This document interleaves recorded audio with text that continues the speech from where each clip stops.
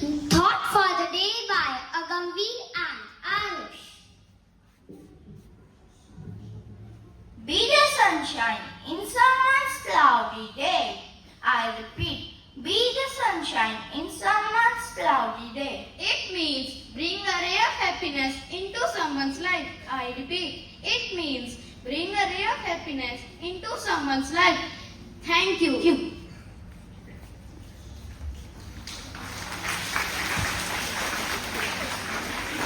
Now let's hear what Akrish and Raghav have to tell us about rainy season.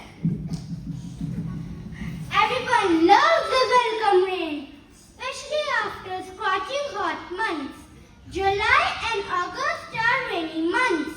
As monsoon arrives, everything around us seems to be back to life. Flowers blossom. We hear croaking of frogs. Children love to play in puddles and make paper boats. Streets are full of water. Sometimes we see a huge rainbow in the sky. This season makes everything budding green. Fields, rivers and lakes are filled with water. Crops grow better due to ample rainfall.